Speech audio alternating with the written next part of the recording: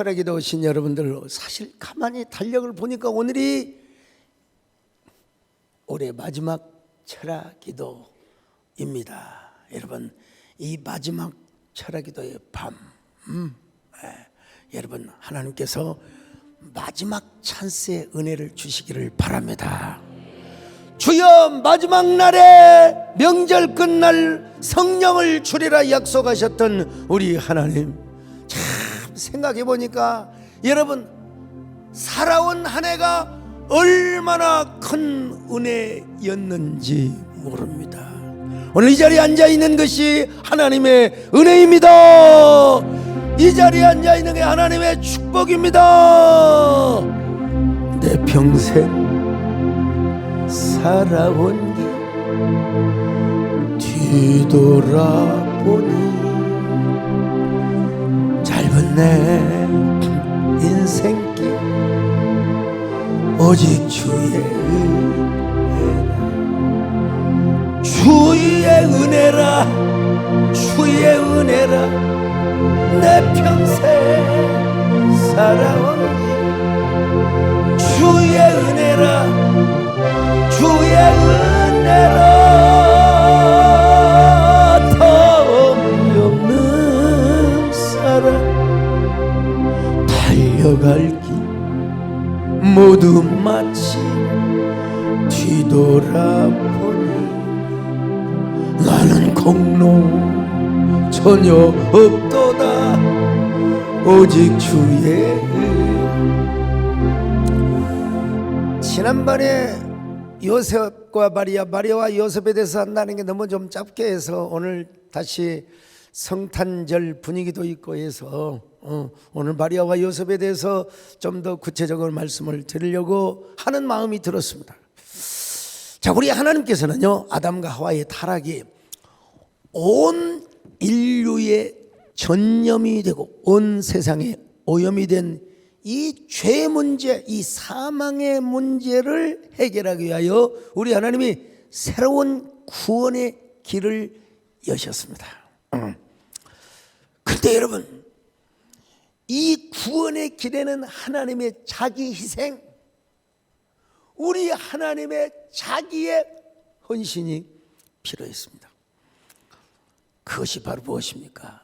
인카네이션, 토성인신.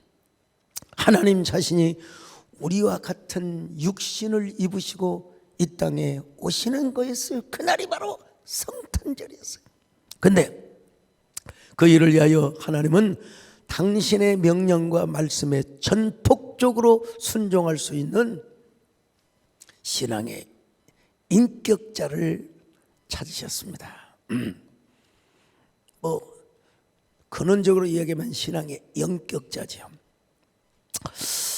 근데 하나님의 때에 하나님의 마음에 딱 맞는 사람들이 발견되었는데 여자는 마리아요, 남자는 요셉이었습니다. 하나님의 구원 섭리의 초점은 이 두 사람에게 맞추어졌다. 나는 오늘 이 밤에도 하나님의 축복의 초점이 오늘 여러분을 향하여 맞추어지시기를 바랍니다. 내가 너를 사랑한다, 내가 너를 쓴다. 자, 그럼 왜 하나님은 요셉과 마리아를 선택하셨을까요? 물론 먼저는 하나님의 전적인 은혜요, 하나님의 절대 주권의 은총으로 된 것이죠. 그러나 여러분, 인간적인 면에서 볼 때 그들은 하나님이 요구하신 순종과 헌신을 능히 할 수 있는 영격자들이어야 했습니다. 먼저 마리아입니다. 마리아는 요셉과 약혼을 한 처녀입니다. 어느 날 가브리엘 천사가 신방을 와가지고 마리아에게 말씀을 하는 거요.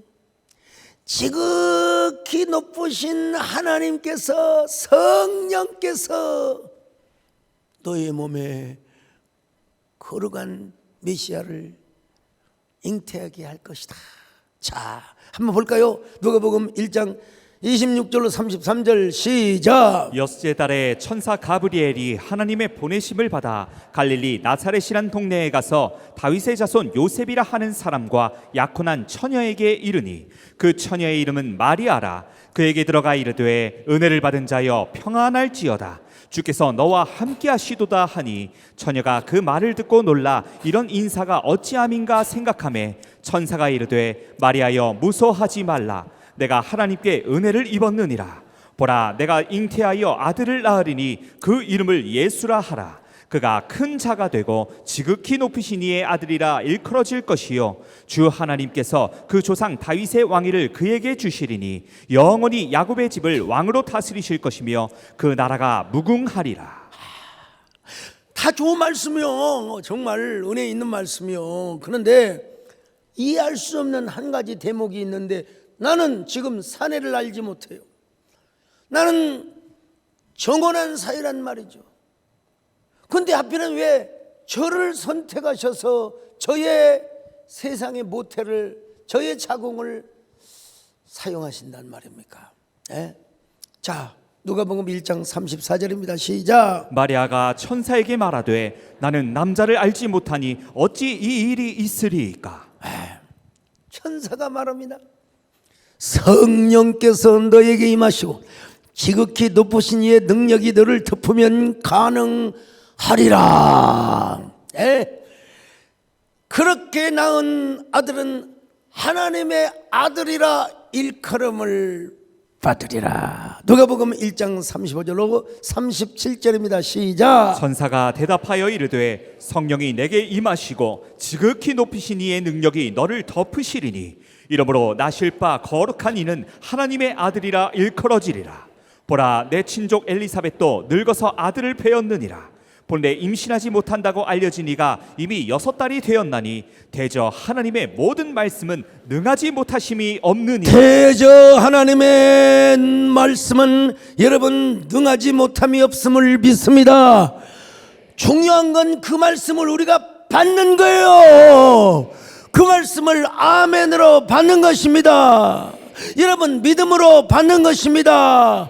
할 수 있다 하시니는 할 수 있다 하시니 나의 능력 주하네 의심 말라 하시니 능력 주하네 할 수 있다 하시니 할 수 있다 하시니 믿음만이 능력이라 하시니 믿음만이 능력이라. 그래서 마리아는요 아멘을 하였습니다. 주여 저는 주의 계집종이오니 말씀대로 이루어지기를 바라옵니다. 자, 누가복음 1장 38절 시작. 마리아가 이르되 주의 여종이오니 말씀대로 내게 이루어지이다 하매 천사가 떠나가니라. 이거는 우리의 인간의 이성과 논리와 과학과 그리고 생화학으로도 여러분 생물학적으로도 설명이 될 수 없는 여러분 이야기입니다. 절대로 설명이 될 수 없어요. 이거 어떻게 여러분 여자가 혼자 아이를 가질 수가 있단 말입니까? 참. 그러니까 여러분 마리아는 지금 뭐냐? 목숨을 담보로 한 순종을 하는 거예요. 목숨을 담보로 한 순종이 돌에 맞아 죽을 각오를 하고 여러분 순종을 하는 것이라 이 말입니다. 신명기서를 보면 여러분 약혼녀가 약혼남과 동침을 하지 않았는데 임신을 했다. 그러면 저 동고밖에 끌려가서 돌에 맞아 죽어요. 자, 신명기 22장 23절 24절 같이 봅니다. 시작. 처녀인 여자가 남자와 약혼한 후에 어떤 남자가 그를 성읍중에서 만나 동침하면 너희는 그들을 둘 다 성읍문으로 끌어내고 그들을 돌로 쳐 죽일 것이니 그 처녀는 성 안에 있으면서도 소리 지르지 아니하였으며 그 남자는 그 이웃의 아내를 욕보였음이라. 여러분 마리아는 그러니까 지금 여러분 죽을 각오, 돌에 맞아 죽을 각오를 하고 순종을 하고 있다 이 말이에요. 여러분, 오늘 우리는 이 마리아의 순종을 배울 수 있어야 합니다. 보세요, 아멘 안 나온 것 봐. 주여, 돌에 맞아 죽더라도 하나님의 뜻이면 하나님의 뜻이 나를 통하여 이루어지시기를 바랍니다. 하나님의 뜻이 나에게 이루어지기를 바랍니다. 예? 마리아 뿐입니까? 요셉, 야, 참 요셉은 진짜 듣기가 막히지. 마리아는 응답이라도 받았지만, 분명히 요셉이가 마리아와 동침을 하지 않았는데 아이를 가졌다? 에? 이거 환장할 일이죠. 진짜 미칠 일이죠. 있을 수 있는 일? 있을 수 없는 일이요.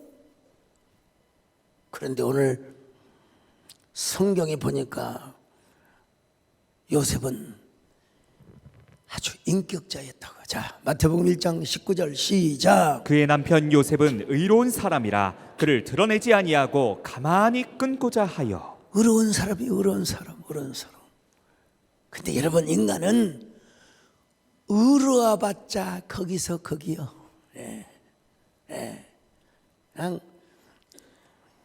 이해할 수 없고, 저 여자가 남의 아이를 뵌 건 분명해. 이제 속으로 부글부글 끓어올라. 이런, 오마이갓, 이런 일이 도대체 어디 있을 수 있어. 그러나 그는 의로웠어요. 그래서 이것을 동네방네 까발려서 그 여자를, 마리아를 돌에 맞아 죽이도록 하지는 않았어요.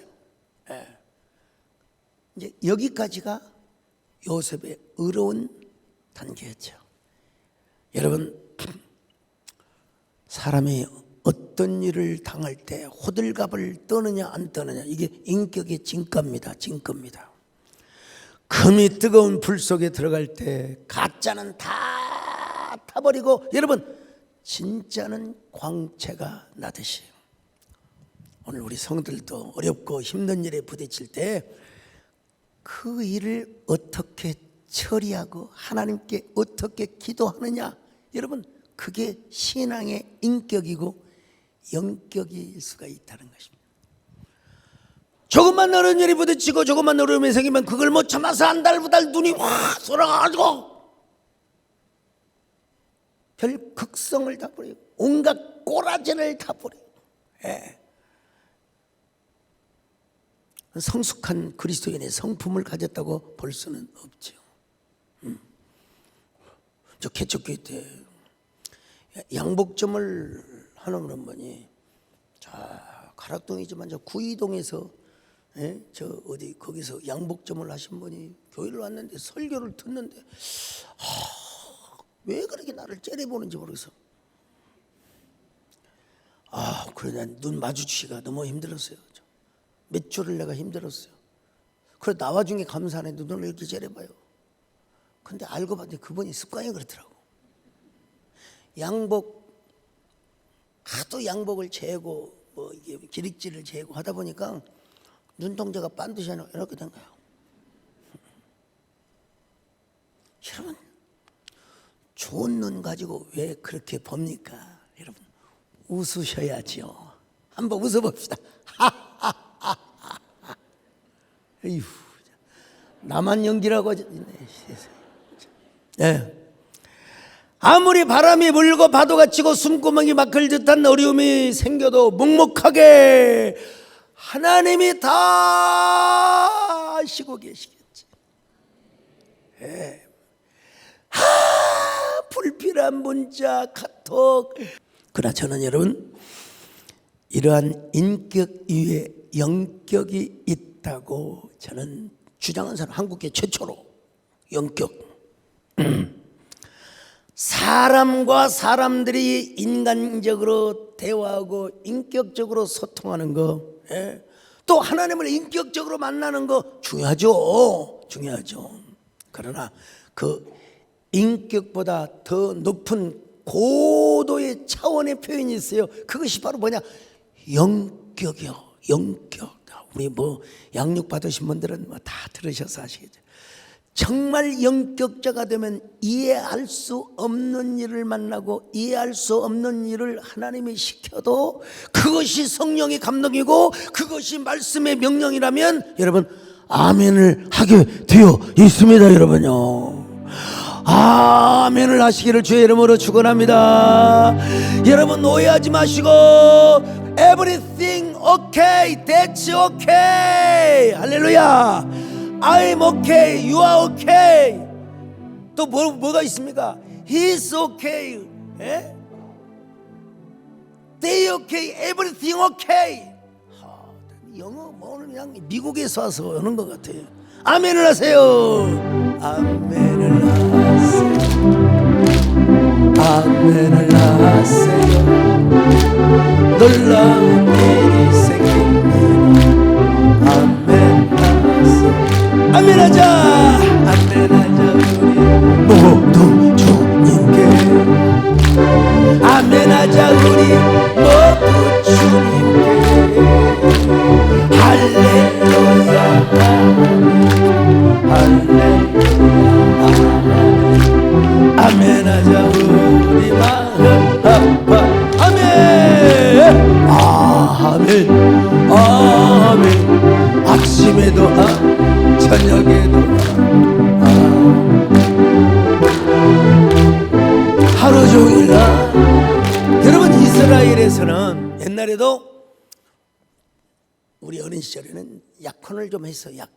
약혼을 하다가 이제 파혼하기도 하고 하는데 이스라엘에서는 왜 약혼을 하느냐? 최하 6개월, 그럼 1년입니다. 약혼남은 약혼녀와 동침을 안 하는 것이 정상입니다. 근데 내가 분명히 약혼녀와 동침을 안 했는데도 갑자기 구역질을 하면서 애를 뱉다. 그건 분명히 상간녀야. 그건 분명히 어떤 남자와 간음을 한 거야.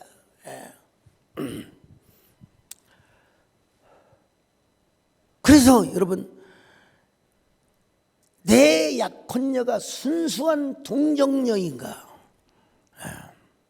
그리고 이제 결혼한 다음에 낳을 자녀가 진짜 내 아이인가를 식별하기 위해서 약혼을 하는 것입니다. 약혼을 하는 것이죠. 그러니까 약혼을 해놓고 동침을 안 해야죠. 동침을 하자마자 아이를 뵐 수도 있지만 그 이전에, 결혼하기 전에 다른 놈하고 여러분 간음을 행하여서 다른 아이를 임신할 가능성이 있기 때문에 그래요. 자, 이런 역사적 문화적 배경 위에서 요셉의 입장에서 볼 때는 얼마나 달벼락입니까? 청천벽력 같은 소리가 아니겠습니까? 그렇게 믿었던 순결한 처녀 마리아가 세상에 임신을 했대요. 동네 아줌마들이 참 우물가에서 빨래를 하면서, 옛날 여러분 빨래터 아십니까? 옛날에 빨래는 손으로도 하지만요, 빨래 방망이가 있어요. 방망이로 쾅쾅쾅 지어 빨래핀으로 양잿물로 씻어가지고 그냥, 이거 참 서울은 잘 모를걸. 저기 도봉구에 가면은 빨래터 2조 시대에 그 궁녀들이 거기 와서 빨래를 하고 그리고 놀던 빨래터가 지금도 역사적으로 보존이 되어 있어요. 빨래를 잘하려면 그냥 빨래를 방망이로 쳐야 돼요. 그러면서 뭐 하느냐? 입방망이도 쳤어요. 아이고 세상에, 얌전한 척하더니 세상에 임신을 했대. 어느 놈하고 세상에 동침을 했는지, 세상에 저 여자는 임신을 했다네. 여러분, 이거는 얼마든지 있을 수 있는 일입니다. 여러분, 요셉으로서는 얼마나 억울하고 분한 마음이 들었겠습니까? 성질 같아서는 이 사실을 온 동네 퍼뜨려 가지고 저 여자를 돌에 맞아 쳐 죽이게 하리라, 이런 마음이 생겼을 거예요. 근데 요셉이는 어려운 사람이었어요. 인격적인 사람이었어요. 그래서 그 사실을 덮어주고자 한 거예요. 성경 얘기는 아니지만 테무스라고 하는 한 남자가 있었습니다. 그가 몽골의 한 부족의 추장이었는데 세상에 메르키트 부족이 자기가 없는 사이에 기습 공격을 해가지고 세상에 자기 마누라를 납치를 해갔어요. 그 마누라 이름이 누구냐? 보르테. 자기의 하나밖에 없는 첫사랑이자 첫 부인이에요.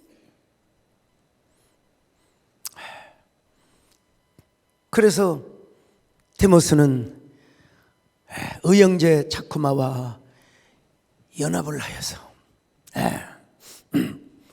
보르티를 구출하는 나이언 일병을 구출하는 요 작전을 펼쳐서 마침내 나의 첫사랑이요 첫여자였던 보르테를 구출을 해냈습니다. 근데 여러분, 구출을 하고 봤더니 배가 이렇게 불렀어요. 적장의 아이를 임신하게 된 거예요. 너무나 억울하고 분해서 보르테를 감금시켜 놓습니다. 꼴도 보기 싫어. 어디 가서 세상에 아이를 배가지고 배가 불러가지고 자기야, 다시 해볼까요? 자기야. 자, 근데 여러분, 이 남자는 자신의 마음을 풉니다. 풀어. 내가 지켜주지 못해서 어쩔 수 없이 끌려가서 강간을 당해서 아이를 가진, 그건 누구 책임이냐? 내 책임이다 이거예요. 내가 무능해서 내 아내를 지켜주지 못했다는 것입니다. 그래서 그녀를 받아들입니다. 그리고 그녀가 아들을 낳았는데 그 아이의 이름이 주치야, 주치. 그 주치를 자신의 장남으로 삼습니다. 그가 어떤 유명한 말을 남긴 줄 아십니까? 누가 너의 아버지인 것은 중요하지 않다. 운명의 아버지는 바로 나다. 몽골은 피가 아닌 책임으로 지배한다. 내가 품은 것은 한 아이가 아니라 천하의 질서이다. 여러분, 이 사람이 몽골 전체를 제패한 칸 이름 징기스칸입니다. 여러분, 징기스칸 징기스칸 말을 타고 달리면서 여러분, 자 러시아, 중앙아시아, 유럽까지 겁도 없이 말이야 세계를 제패하려고 했던 사람이야. 근데 여러분요, 이 주치라고 하는 아들이 러시아를 정복하고 중앙아시아를 정복하는데 1등 공신이 되었다는 것입니다.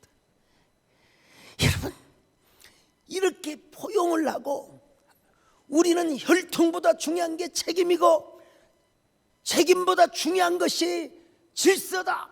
그러니까 여러분, 사람들이 징기스칸을 안 따르겠습니까? 당연히 따르죠. 당연히 따르죠. 야, 그러니까 여러분, 우리 큰 일을 하려고 하는 사람들 가슴에 넓은 마음을 가지시기를 바랍니다, 여러분요.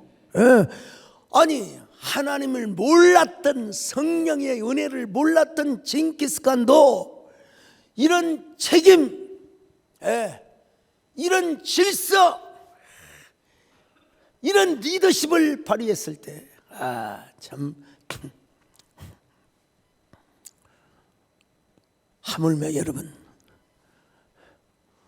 우리이겠습니까? 자, 요셉으로 돌아갑니다. 여러분, 요셉은 덕망이 징기스칸보다도 더 훨씬 더 높은 인격자였습니다. 인격의 도야가 넓고 또 참고 참아서 마침내 하나님의 말씀에 순종을 하는 영격자가 되었단 말입니다. 여러분, 그렇지 않으면 요셉은 축축 할 거예요. 억지 소설을 쓰고도 남았을 것입니다. 어떤 놈하고 말이야. 아니 몇 달 전에 불악회관 앞에서 그 대머리 총각하고 얘기를 하더니 그놈의 자식 아니야? 아니 세상에, 아니 하필이면 동치물 놈이 없어서 그 대머리 총각하고. 여러분 옛날에 아십니까? 8시 통근길에 대머리 총각. 여러분은 뭘 아세요? 오늘 또 만나련가 대머리 총각이세요. 아니 얌전한 척하더니 어느 놈하고 동치물에서 얘를 뵌 거야. 그래도 인격의 도야가 넓어서 그냥 헤어지려고 했는데, 여러분 그때 하나님의 음성이 임한 거예요. 하나님의 음성이 들린 것입니다. 자, 마태복음 1장 20절로 23절을 같이 보십니다. 시작. 이 일을 생각할 때에 주의 사자가 현몽하여 이르되 다윗의 자손 요셉아, 내 아내 마리아 데려오기를 무서워하지 말라. 그에게 잉태된 자는 성령으로 된 것이라.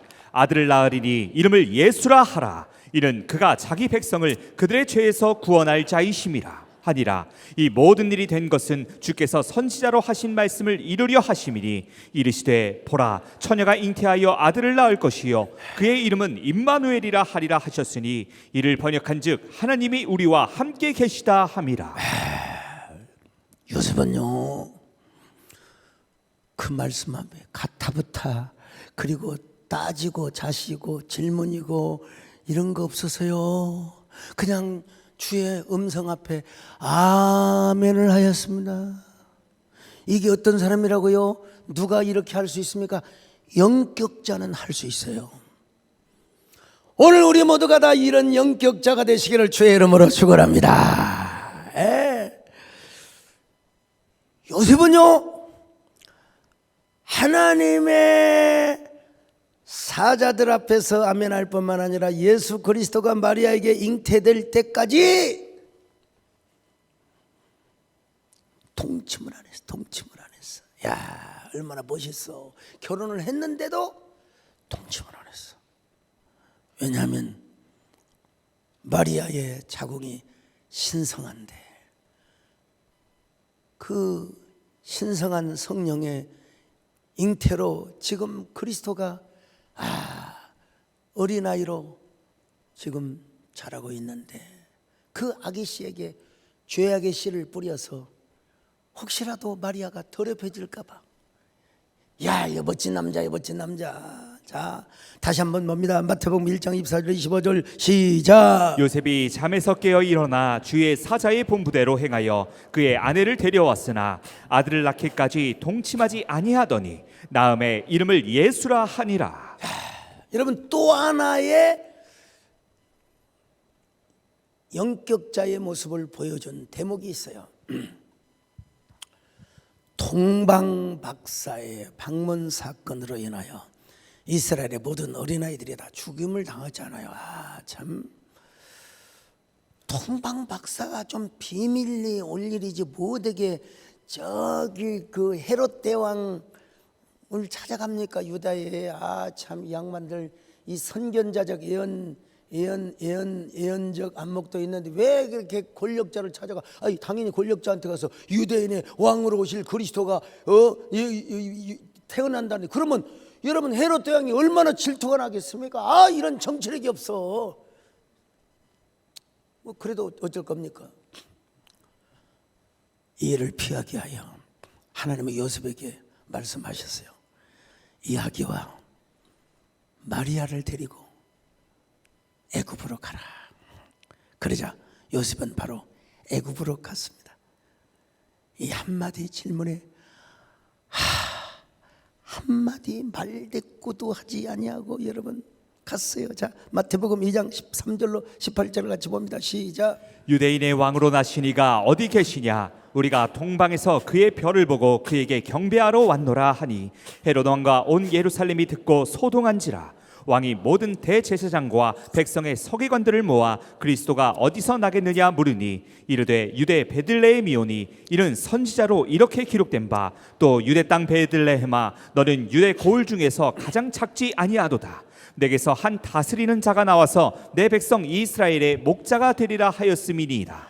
이에 헤롯이 가만히 박사들을 불러 별이 나타난 때를 자세히 묻고 베들레헴으로 보내며 이르되 가서 아기에 대하여 자세히 알아보고 찾거든 내게 나도 가서 그에게 경배하게 하라.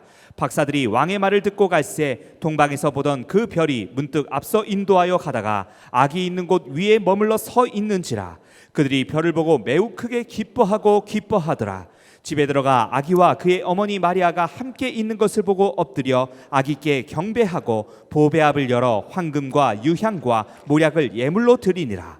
그들은 꿈에 헤롯에게로 돌아가지 말라 지시하심을 받아 다른 길로 고국에 돌아가니라. 그들이 떠난 후에 주의 사자가 요셉에게 현몽하여 이르되 헤롯이 아기를 찾아 죽이려 하니 일어나 아기와 그의 어머니를 데리고 애굽으로 피하여 내가 내게 이르기까지 거기 있으라 하시니 요셉이 일어나서 밤에 아기와 그의 어머니를 데리고 애굽으로 떠나가 헤롯이 죽기까지 거기 있었으니 이는 주께서 선지자를 통하여 말씀하신 바 애굽으로부터 내 아들을 불렀다 함을 이루려 하심이라.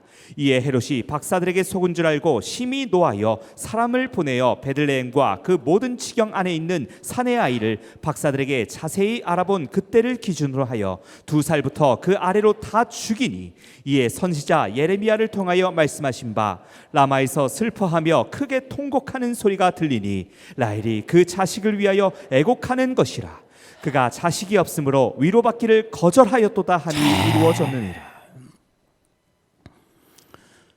자식들이 2살 이하의 자식들이, 그것도 산의 아이들이 다 헤롯 대왕의 명령을 받아서 죽임을 당했으니 여러분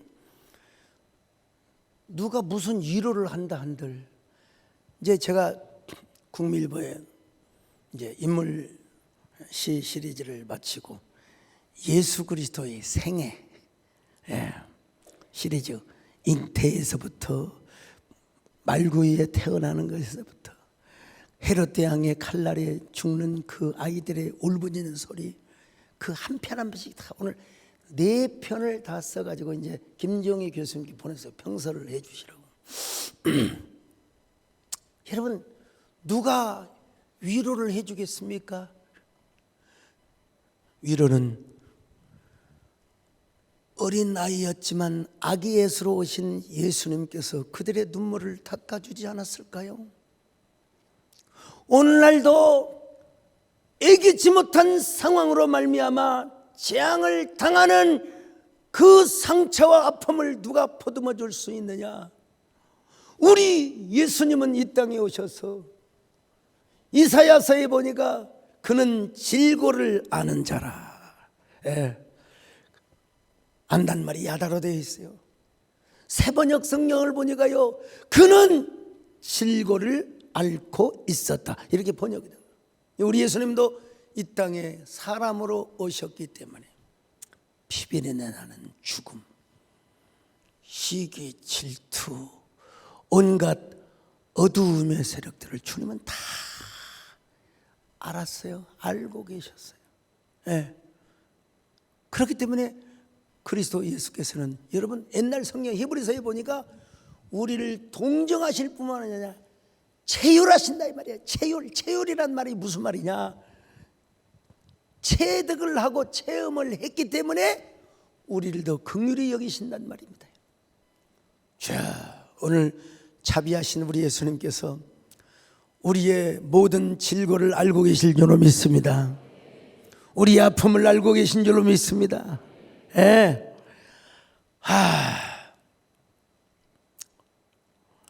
그래서 아마 예수님께서 그 어린 영혼들의 눈물을 닦아주시고 품어주시지 않았을까, 이런 생각을 해보고요. 근데 여러분, 이집트에서 영원히 살 수가 없어요. 그 이방 땅이요. 헤롯 왕이 죽었어. 자, 죽었으니 너는 다시 이스라엘로 돌아가라. 그래서 이스라엘의 갈릴리로 갔고, 거기 한 동네인 나사렛에서 우리 예수님이 자랍니다. 자, 마태복음 2장 19절로 23절 같이 봅니다. 시작. 헤롯이 죽은 후에 주의 사자가 애굽에서 요셉에게 현몽하여 이르되 일어나 아기와 그의 어머니를 데리고 이스라엘 땅으로 가라. 아기의 목숨을 찾던 자들이 죽었느니라 하시니 요셉이 일어나 아기와 그의 어머니를 데리고 이스라엘 땅으로 들어가니라. 그러나 아킬라오가 그의 아버지 헤롯을 이어 유대의 임금됨을 듣고 거기서 가기를 무서워하더니 꿈에 지시하심을 받아 갈릴리 지방으로 떠나가 나사렛이란 동네에 가서 사니 이는 선지자로 하신 말씀에 나사렛 사람이라 칭하리라 하심을 이루려 함이로라. 우리가 여러분 귀신을 쫓아낼 때도 우리가 뭐라고 합니까? 내가 나사렛 예수 그리스도 이름으로 명하노니 그러잖아요. 여러분, 나사렛이라고 하는 것은 하나님이 구별해 놓은 동네입니다. 애정해 놓은 동네입니다. 여러분, 그걸 아셔야 돼요. 이 구약에 나지르라고 하는 동사가 있어요. 나지르. 이건 뭐냐? 영어로 커트, 구별하다 이 말이야. 구별하다. 나지르, 구별하다. 그런데 이 나지르라고 하는 말에서 뭐 어근이 그렇다 이 말이에요. 네체르란 말이에요. 네체르란 말이 나오는데, 이 네체르는 자, 이사야 11장 1절 준비됐죠? 같이 읽습니다. 시작. 이새 줄기에서 한 싹이 나며 그 뿌리에서 한 가지가 나서 결실할 것이요. 여러분, 여기 한 가지란 말이 네체르란 말입니다. 근데 그 가지가 누구를 의미하냐? 예수 그리스도를 의미하는 거예요. 예수 그리스도를 의미해요. 그런데 이 네체르라고 하는 말에서 뭐가 나오느냐? 한 동네의 이름이 나옵니다. 나사렛. 그러니까 여러분, 예수님께서 갈릴리 지방에 허다한 동네가 있지만 나사렛이라고 하는 동네에서 자랐다. 이거는 여러분 신비하고 원더풀한 얘기가 아닐 수가 없습니다, 여러분. 자, 그런데 자, 우리 예수님께서 나사렛에서 자라고 살 동안에 과연 신의식이 언제부터 생겼을까? 여러분, 어떤 목사님이 보수신학을 공부했는데 성경을 너무 문자로만 보면 안 돼요. 자, 한번 성경을 봅시다. 누가복음 2장 41절로 52절 같이 봅니다. 시작. 그의 부모가 해마다 6월절이 되면 예루살렘으로 가더니 예수께서 12살이 되었을 때에 그들이 이 절기의 관례를 따라 올라갔다가 그 날들을 마치고 돌아갈 때에 아이 예수는 예루살렘에 머무셨더라. 그 부모는 이를 알지 못하고 동행 중에 있는 줄로 생각하고 하룻길을 간 후 친족과 아는 자 중에서 찾되 만나지 못하매 찾으면서 예루살렘에 돌아갔더니 사흘 후에 성전에서 만난즉 그가 선생들 중에 앉으사 그들에게 듣기도 하시며 묻기도 하시니 듣는 자가 다 그 지혜와 대답을 놀랍게 여기더라. 그의 부모가 보고 놀라며 그의 어머니는 이르되 아이야 어찌하여 우리에게 이렇게 하였느냐? 보라 내 아버지와 내가 근심하여 너를 찾았노라. 예수께서 이르시되 어찌하여 나를 찾으셨나이까? 내가 내 아버지 집에 있어야 될 줄 알지 못하셨나이까 하시니 그 부모가 그가 하신 말씀을 깨닫지 못하더라. 예수께서 함께 내려가사 나사렛에 이르러 순종하여 받드시더라. 그 어머니는 이 모든 말을 마음에 두니라. 예수는 지혜와 키가 자라가며 하나님과 사람에게 더욱 사랑스러워 가시더라. 자, 여러분, 보수신학을 미국에서 공부하고 오신 목사님이 예수님의 의식이 언제부터였느냐? 12살부터였다고 주장을 해서 여러분 하마터면 그 양반 크게 다칠 뻔했습니다. 나도 그렇게 얘기하면 안 된다. 성경에 나와 있지 않느냐? 여러분, 성경은 그때의 신의식이 있다는 것을 말해주려고 하는 것이 아니고 12살이었지만은 여러분 저 랍비와 바리새인 서기관들을 능가하다는 여기에 초점이 있다는 사실을 알아야 됩니다. 우리 예수님은 비블리컬 시얼러지, 성경 신학으로 보더라도 예수님은 태어날 때부터 그 아기 예수님은 우리의 메시아고 왕입니다. 물론 사람으로 오셨기 때문에 인간의 성장 과정을 거치셨겠지요.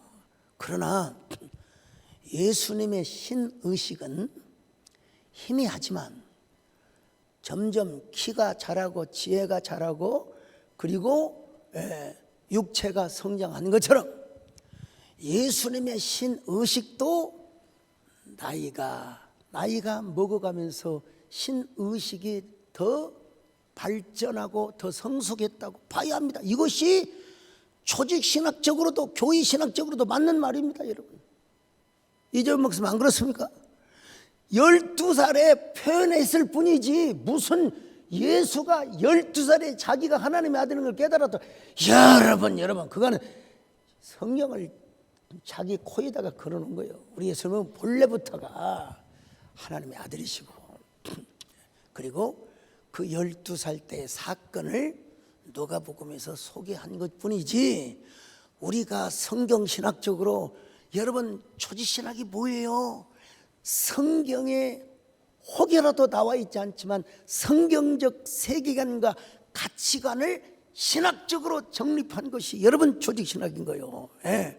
그러니까 표면상으로는 12살의 신의식을 가진 것처럼 보이지만 원래가 우리 예수님 내면에는 신의식이 있었다. 그 신의식이 키가 자라고 지혜가 자라듯이 신의식도 조금씩 더 선명하게 깨달아졌을 것이다. 우리는 요셉의 모습을 보면서 참 미안하고 고마운 마음을 가져야 합니다.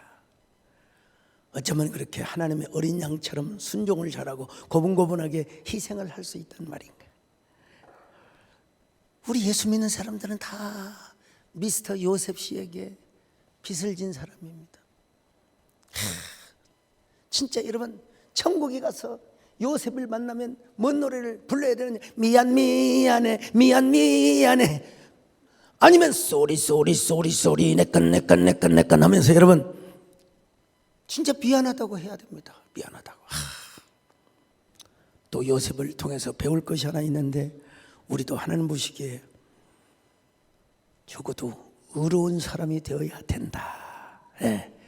의로운 인격자를 넘어서 정말 순수한 영격자가 되어야 되겠구나. 주님 말씀이란 무조건 아멘, 주님 뜻이란 무조건 아멘. 비가 와도 아멘, 눈이 와도 아멘, 바람 불어도 아멘. 아멘. 우리 모두 이런 영격자들이 되시기를 주의 이름으로 축원합니다. 우리 모두 요셉처럼 마리아처럼 영격자가 되게 하여 주시옵소서. 마리아처럼 요셉처럼 그렇게 살 순 없을까? 남을 위하여 당신들의 온몸을 온전히 버리셨던 것처럼 주의 사랑 베푸는 사랑 값없이 커져주는 사랑 그러나 나는 주 받는다 더욱 좋아하네. 나의 입술은 주님 닮은 듯하네. 내 맘은 아직도 주하고 받을 사랑만 계수하고 예수여 나를 도와주소서. 주 없이 살 수 없네 죄인의 구주여. 그 귀한 법의 피로 날 구속하시니 구주의 사랑으로 흘리신 보혈이 내 소망 나의 위로 내 영광 됩니다. 주 없이 살 수 없네 나 혼자 못서리. 힘없고 부족하며 지혜도 없으니 내 주는 나의 생명 또 나의 힘이라. 주님을 의지하여 지혜를